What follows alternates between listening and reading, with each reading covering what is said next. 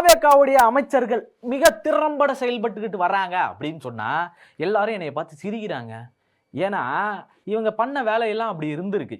சரி, இப்போ கொஞ்சம் நியாயமாக தான்ப்பா நடந்திருக்காங்க அப்படின்ற வகையில் தான் இன்னைக்கு நடந்த சம்பவங்கள். ஒருத்தர் கோயிலில் போய் அர்ச்சனை சீட்டு வந்து புட்டி புட்டின்னு பிடிச்சிட்டாரு.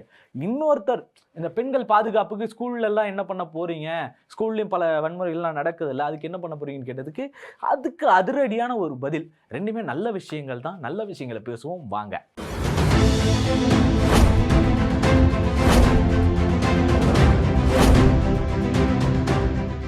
வணக்கம் அன்பு தமிழ் சொந்தங்களுக்கு. அதாவது இந்த அமைச்சர்கள் திறம்பட செயல்படுறாங்க அப்படின்னு சொல்லி மிகப்பெரிய நெட்டிசன்கள் எல்லாருமே கிழிச்சிட்டு வராங்க.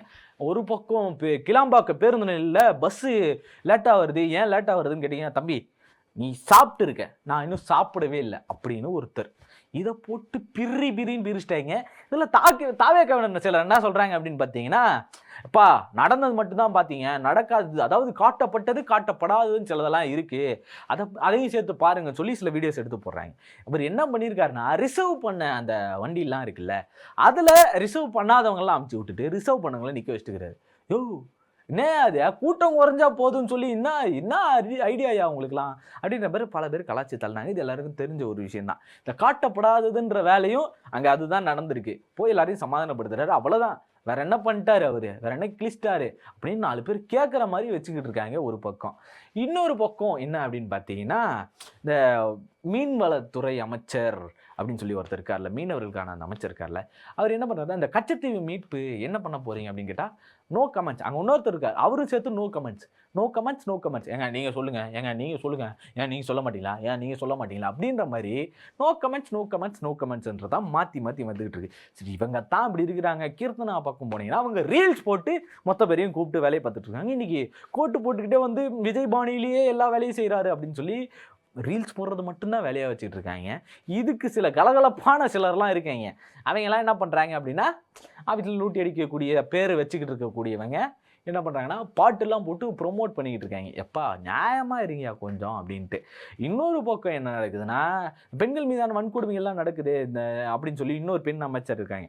அவங்கள போய் கேட்டதுக்கு தலைவர் எதுனாலும் சரியாக பார்ப்பாருங்க அப்படின்னு சொல்லி முடிச்சு விட்டு போகிறாங்க. இப்படியான செயல்பாடுகள் தொடர்ந்து இவங்க கிட்ட இருந்துச்சு. இதில் ஒருத்தர் மாட்டினவர் தான் இந்த முருகு மேட்டரில் மாட்டின ஒரு ஆள். அவர் பேர் தெரிலைங்க, ரமேஷ், இந்த அறநிலையத்துறை அமைச்சர். அவர் என்ன பண்ணார்னா, இந்த 15 ரூபா முறுக்கு அப்படின்னு சொல்லி பேசினார்ல, இது எல்லாத்தையும் அவருக்கு தெரிஞ்ச ஒரு விஷயம்தான். இதை போய் எப்படி கேட்டீங்கன்னு சொல்லி பல பேரும் வந்து பேசிக்கிட்டு இருந்தாங்க. இப்படி பேசுனது அவருக்கு ஹர்ட் ஆயிடுச்சு போல. என்னடா இது, நம்ம ஆய்வு பண்ணுறத போய் இவனுங்க இப்படி கலாச்சிட்டானுங்களேன்னு ஒரு யோசிச்சு அவர் என்ன பண்ணியிருக்காரு அப்படின்னு பார்த்தீங்கன்னா, அவருக்கு டக்குன்னு ஆய்வுக்கு போடுறாரு, மாஸ்க் மாட்டிக்கிட்டு போய் ஆய்வு பண்ணுற இடத்துல விஐபி டிக்கெட் வேணும் அப்படின்னு சொல்லி போய் கேட்குறாரு.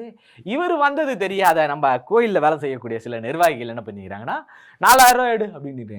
அர்ச்சனை டிக்கெட்டு வேலை, அதாவது இந்த தனி அர்ச்சனை முறைகள் எல்லாமே வந்து தவறுன்னு சொல்லி ஹைகோர்ட் ஒரு பக்கம் சொல்லியிருக்கு. என்னன்னா, இந்த கோயில் கடவுள் முன்னாடி அனைவரும் சமம் தானே சொல்கிறீங்க, அப்புறம் எதுக்கு இந்த டிக்கெட்டு, விஐபி டிக்கெட்டு, சாதா டிக்கெட்டு, அர்ச்சனை டிக்கெட்டுன்ற வேலை, எல்லாரும் நார்மலாக இருந்துட்டு போவோம், இப்படி அது வந்து தவறான செயல், இதுக்கு என்ன பதில் சொல்ல போகுது தமிழக அரசு அப்படின்னு ஒரு கேள்வி அப்பத்திலிருந்து போயிட்டு இருக்கு. இந்த சூழல்ல தான் இவர் என்ன பண்ணியிருக்காருன்னா, 4000 ரூபா கொடு அப்படின்னு சொல்லி கேட்டதும் சர்ச்சையாகி, ஓ இந்த மாதிரியான வேலை தான் நீங்கள் பார்க்குறீங்களா அப்போ அப்படின்னு சொல்லி அவர் மாஸ்கை கழட்டி காட்டியிருக்காரு. ஆஹா, அமைச்சர்னு தெரியாமலே இந்த வேலையை பார்த்துட்டோம்னா அவங்க எல்லாரும் சாக்கு. அதிரடியான ஒரு முடிவை எடுத்திருக்காரு. இது வரைக்கும் செயல்பட்டதில் ஒரு அமைச்சர் பயங்கரமாக செயல்பட்டுருக்காருன்னா அது இவர் தான் அப்படின்னு நம்ம சொல்லலாம். ஏன்னா மற்ற எந்த இடத்துல எப்படி ஆய்வு நடந்தாலும் சரி, சர்ச்சையில் சிக்கினாலும் சரி, ஆய்வு பண்ணுற ஒரு வேலையை சரியாக செஞ்சுருக்காரு இந்த இடத்துல அப்படின்றது நம்ம பார்க்குறோம். ஏதோ அந்த டிக்கெட்டுக்கான காசு, கடவுள் முன்னாடி அனைவரும் சமம், இது எல்லாத்தையும் ஒரு பக்கம் பார்த்தாலும் இவர் பண்ண அந்த வேலை பாராட்டக்கூடிய ஒரு விஷயம்தான். அது அதிரடி கிளப்பி காலில் இருந்து மொத்த ரீல்ஸ் ஒரு பக்கம் கிளம்பிடுச்சு, நியூஸுமே வந்து நான் பல பேர் போட்டாச்சு.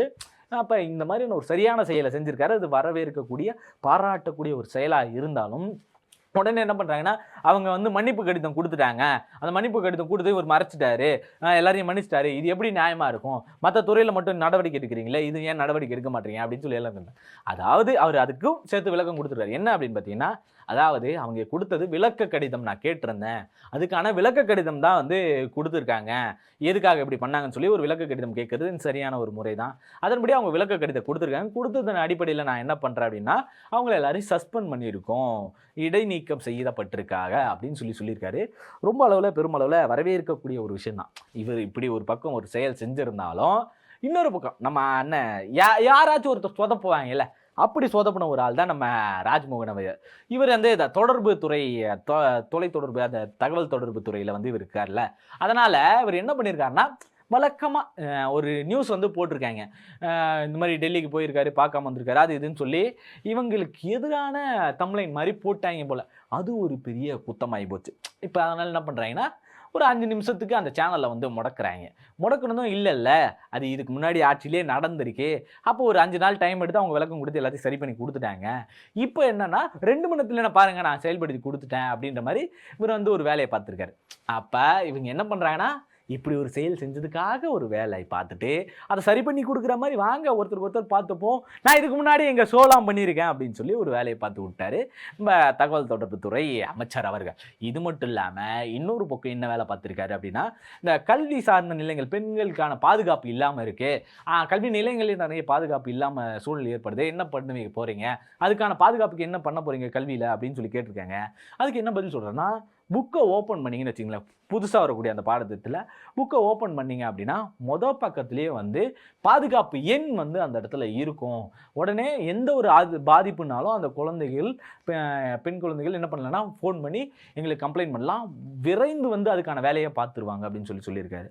இது கேட்டதும் பல பேருக்கும், அப்போ இதுக்கு முன்னாடி அதுக்கான எண்லாம் இல்லையா? குழந்தைகள் பாதுகாப்பு சட்டத்துக்கு அங்கங்கே ரோட்டில் பல இடங்களில் சோறு விளம்பரங்கள் பண்ணியிருக்காங்களே, அந்த எண்கள்லாம் இல்லையா அப்படின்னு எல்லாருக்கும் கேள்வி வந்துருச்சு. இது ஒரு பக்கம்னாலும் இன்னொரு பக்கம் கேள்வி என்னவா இருக்குது அப்படின்னா, குழந்தைங்க நேரமும் கையில் ஃபோன் வச்சுருக்குமா? எப்பா வீட்டில் பார்க்குறது வேறப்பா, வீட்டில் இருக்கவங்களா நடக்குது, அந்த இடத்துல ஆபத்துன்னு வரும்போது டக்குன்னு கடகடன்னு ஃபோன் பண்ணிகிட்டு இருக்க முடியுமா? இது ஒன்று. இன்னொரு கேள்வி என்ன அப்படின்னா, ஸ்கூலுக்கு போகிற இடத்துல இந்த மாதிரியான சம்பவங்கள் நடக்குது அப்படின்னா உடனே ஃபோன் பண்ணி சொல்லுமா? இல்லை நடந்து முடிஞ்சதுக்கப்புறம் ஃபோன் பண்ணி சொல்லிக்கிட்டு இருக்குமா உங்களுக்கு? அதை பற்றின பயங்கள், விழிப்புணர்வுகள் இங்கே எத்தனை பேருக்கு இருக்குது? இப்படியான கேள்விகள் எல்லாருக்கிட்டையும் வருதில்ல. இந்த கேள்விக்கு என்ன பதில் வச்சுருக்காங்கன்னு கேட்டால் தெரியாது.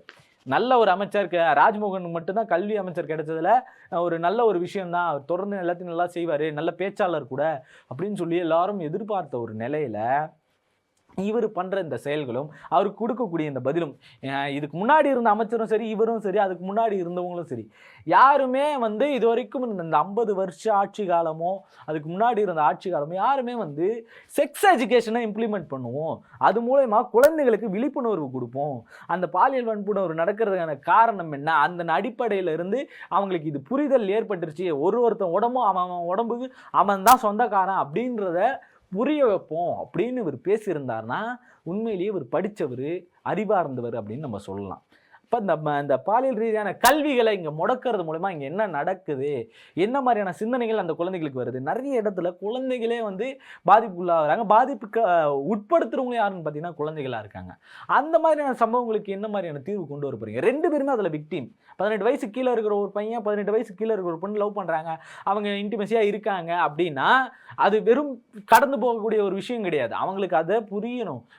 18 வயசுக்குள்ளேயே இதை பண்ண வேணாம்னு சொல்கிறாங்க, 18 வயசுக்கு மேலே ஏன் இதை பண்ணணும்னு சொல்கிறாங்க, இதுக்கான காரணம் என்ன, அறிவியல் ரீதியான சம்பந்தங்கள் என்ன, உடலுக்குள்ள என்ன மாதிரியான ஹார்மோன் சேஞ்சஸ் ஏற்படும், அந்த சேஞ்சஸ் உங்களுக்குள்ள என்ன மாதிரியான உணர்வுகளை தூண்டும், இந்த மாதிரியான விளக்கங்கள் இதை பற்றி நீங்கள் பொதுவெளியில் பேச வேணாம், ஆனால் பசங்களுக்கு சொல்லிக் கொடுக்கணும். ஏன்னா இன்னைக்கு ஃபோனுன்னு கையில் ஒன்று வச்சுக்கிட்டு அதுன்னு ஒன்று பார்த்து அதுங்களா ஒன்று தெரிஞ்சுக்குது, அதுங்களா தெரிஞ்சுக்கிட்டு அவங்க பாட்டுன்னு ஒரு வேலையை பார்த்துட்டு இருக்காங்க. அவங்க பாட்டுன்னு கண்மூடித்தனமாக ஏதோ ஒரு செயல்பாடுகளில் ஈடுபட்டுறாங்க. அதை ப்ராக்டிகலைஸ் பண்ணி பார்க்குறன்ற பேரில் வன்முறையில் ஈடுபடுறாங்க. அந்த வன்முறை இன்னைக்கு பாலியல் வன்கொடுமைகளாக வந்து நிற்குது. அது வளர்ந்து பெரிய இடத்துல போய் நிற்கிது. அதை பேன் பண்ணுறதுக்கு இங்கே ஒரு சில அறிக்கையெல்லாம் இருந்துச்சு, அந்த சில வெப்சைட்ஸ்லாம் பேன் பண்ணி வச்சுருக்காங்க அப்படின்னு நம்ம சொன்னாலும், இங்கே விபிஎன் போட்டு பார்க்கக்கூடிய ப்ராக்டிக்கல் இதுதான், நிஜம் இதுதான். விபிஎன் போட்டு பார்க்கக்கூடியவன் அதிக பேர் இருக்கான். இப்போ இப்படியான ஒரு சூழலை இங்கே எல்லாரும் மத்தியிலையும் மாற்றி அமைக்கணும். குழந்தைகளுக்கான பாதுகாப்பு உருவாக்கணும்னா மன ரீதியாக உருவாக்கணும். அந்த குழந்தைக்கு முதல்ல சத்தம் போட சொல்லி தரணும். தான் உடம்பு தனக்கான உரிமை அப்படின்றத சொல்லி தரணும். குழந்தைகிட்ட இருந்து ஒரு சின்ன பிள்ளை அது சொந்தக்காரங்க யாரோ வராங்க, மாமன் வராரு, அவர் பாட்டு இழுத்து பிடிச்சி கட்டி பிடிச்சி முத்தம் கொடுக்குறாரு அப்படின்னா அதை சாதாரணமாக எடுத்துக்கூடாது. அந்த குழந்தை அது அன்கம்ஃபர்ட்டாக ஃபீல் ஆகுது அப்படின்னா அது தள்ளி விடும். அதை மீறி நான் மாமா தானே ரொம்ப பண்ணுறியா அப்படின்ற மாதிரி ஏதாச்சும் நீங்கள் பேசுனீங்க அப்படின்னா அதுவே ஏற்றுக்க முடியாத ஒரு செயல். அதுக்கப்புறம் அந்த குழந்தைக்கு பயம் வந்துடும். யார் தொட்டாலும் அவர் தானேன்னு சொல்லி நம்ம அம்மாவே திட்டுவாங்களே, நம்ம அப்பாவே திட்டுவார் அப்படின்ற ஒரு சந்தேகம் வந்து அது ஒரு பயத்தை உண்டாக்கி என்ன பண்ணுன்னா எது பண்ணாலும் வெளியே பேசாது. இந்த மாதிரியான அறிவியல் ரீதியான புத்தி கூர்மையுடைய செயல்களை கொண்டு வந்து சேர்ப்போம் அப்படின்னு சொல்கிறாருங்கிட்ட கிடையாது. இவங்க ஃபோன் நம்பர் கொடுப்பாங்களாம், அந்த ஃபோன் நம்பர் பார்த்து அந்த குழந்தை பாதிக்கப்பட்டதுக்கப்புறம் ஃபோன் பண்ணுமா, பேசுமா. எப்போ பெண் போலீஸார் வந்து விசாரிப்பாங்கன்னு சொல்கிறீங்க, அது ரொம்ப நல்ல விஷயம். பெண் போலீஸ் தான் வந்து பெண் ஜட்ஜு தான் வந்து அதை விசாரிப்பாங்க. அது கோர்ட் வடிவிலே இருக்காது, போக்சோக்கானது. அது ரொம்ப நல்ல விஷயம். அதை வந்து சரியான செயல்முறைப்படுத்தணும். டீச்சர்ஸ் எல்லாருக்கும் வந்து போக்சோவில் வந்து நடக்கிற செயல்களை வந்து எப்படி தடுக்கணும், அந்த போக்சோ எப்படி செயல்படும் அப்படின்றது சொல்லி கொடுப்போம். அதுக்கான ட்ரைனிங் நடக்கும்னு சொன்னீங்க. ரொம்ப நல்ல விஷயம்தான். டீச்சர்ஸாலேயே இங்கே நிறைய பேர் பாதிக்கப்பட்டிருக்காங்களே, அந்த ஆசிரியர்களாலே பாதிக்கப்பட்டிருக்காங்களே. இப்போ அந்த ஆசிரியர்களுக்கு அந்த கல்வி இல்லைன்றது தானே, அவங்களுக்கு செக்ஸ் எஜுகேஷன் இல்லைன்றது தானே. பல இடங்களில் செக்ஸ் எஜுகேஷன் சொல்லித்தரன்ற பேரில் நிறைய தவறான செயல்முறைகளில் சொல்லி தந்துக்கிட்டு இருக்காங்க. அதையும் நிறுத்தணும். இங்கே அதையும் நிறுத்தி எப்படி ப்ராப்பராக சொல்லி தரணுமோ அதுக்கான வழிமுறைகள் எப்படியோ அது மருத்துவர்கள் அதை சார்ந்து இயங்கக்கூடியவங்க எப்படி இயங்குறாங்கன்றது எல்லாத்தையும் அனலைஸ் பண்ணி தான் இங்கே சொல்லித்தர வேண்டியது இருக்குது. ஸ்கூலில் ரீப்ரொடக்ஷன் அப்படின்ற ஒரு சப்ஜெக்ட் வந்தாலே கடந்து போகக்கூடிய ஒரு இடத்துல தான் இவங்க எல்லோரும் இருந்துட்டு இருக்காங்க. அதை ப்ராப்பராக சொல்லி தருவோன்னு முதல்ல சொல்லிக் கொடுங்க. அது எல்லாத்தையும் பண்ணிங்கன்னா இங்கே ஜென்ரேஷனாக அவங்களுக்குள்ளே இருக்கக்கூடிய அந்த பிரிவுகள் எல்லாமே மாறி ஆண் என்ன யார், பெண்ணுன்னா யார், நம்மளுக்கான உடைமை தான் பெண் அப்படின்ற ஒரு இது எல்லாமே குறைஞ்சதுக்கப்புறம் தான், அந்த மனநிலை குறைஞ்சதுக்கப்புறம் தான் இங்கே மாற்றம்ன்றது நிகழும். அதை விட்டுட்டு சும்மா வழக்கம் போல் ஏதாச்சும் ஒன்று நாங்களும் பாதுகாப்பு கொடுக்குறோம், ஃபோன் நம்பர் கொடுக்குறோம், சிங்கப்பெண் படையை நிறுவுறோம் அப்படின்னு சொல்லி ஊரை ஏமாத்துற வேலை இங்கே வேணாம். அது எல்லாத்தையும் விட்டுட்டு நிரந்தர தீர்வை நோக்கி நகருங்கன்னு சொல்லி இது வரைக்கும் இந்த அரசாக இருந்தாலும் சரி, இதுக்கு மேலே வரக்கூடிய அரசாக இருந்தாலும் சரி, இன்றைக்கி இருக்கிற அரசாக இருந்தாலும் சரி, யாருக்காக இருந்தாலும் அவங்களுக்கு எங்களுடைய கோரிக்கை இதுவாக தான் இருக்குது. ஸ்கூல் இடத்துலேருந்தே கொண்டு வாங்க. மக்கள் ஏதாச்சும் ஒரு பிரச்சனை இல்லை, அந்த பக்கம் கத்த விட்டுட்டு இந்த பக்கம் நீங்கள் ஒரு வேலையை பார்க்கலாம் அப்படின்ற ஒரு வேலையை தயவு செய்து மறந்துடுங்க. கொஞ்சமாச்சு மாற்றம் அப்படின்ற பேரில் பல இளைஞர்களில் கொண்டு வந்திருக்காங்க. அறிவார்ந்து இருக்காங்க இல்லைன்றதை தாண்டி அவங்க ஒரு கைட்லைன்ஸ்க்கான ஒரு ஆளை வச்சுக்கலாம். அவங்க வச்சுக்கிட்டு செயல்பட்டாங்க. இல்லை பல விமர்சகர்கள் என்ன அறிவுரை கொடுக்குறாங்க அப்படின்றத பார்த்து அதுக்கேற்ற மாதிரி இவங்க செயல்பட்டாங்க அப்படின்னா ரொம்ப சிறப்பாக செயல்படலாம் அப்படின்றத நான் கேட்டுக்கிறேன். நன்றி, வணக்கம்.